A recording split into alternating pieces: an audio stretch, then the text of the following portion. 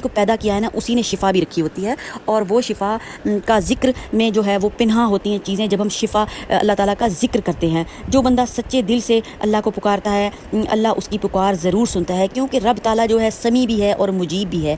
اس لیے اگر آپ جسمانی یا روحانی تکلیف میں مبتلا ہیں تو جناب اللہ تعالیٰ کا ایک صفاتی نام ہے اللہ کا ورد کرنا ہے 1000 دفعہ. آپ نے کچھ بھی ٹائم نہیں لگتا. یہ ذکر دل کا نور ہے اور شفا کا خزانہ ہے انشاءاللہ و تعالی حکم ربی سے.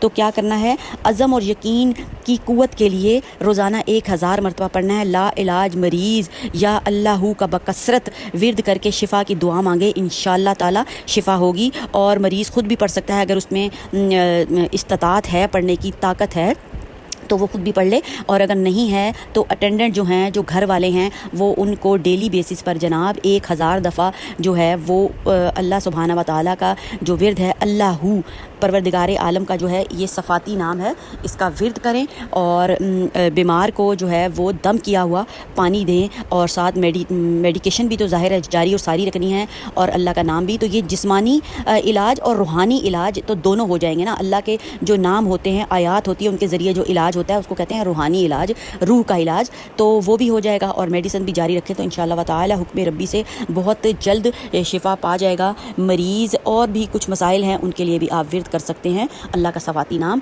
اللہ ورد کرتے رہیں. اور ویڈیو پسند آئے تو جناب چینل کو سبسکرائب، لائک اور شیئر کریں. اپنی بہن کو بھی رکھیں جناب دعاؤں میں یاد دیجیے. اجازت، اللہ حافظ.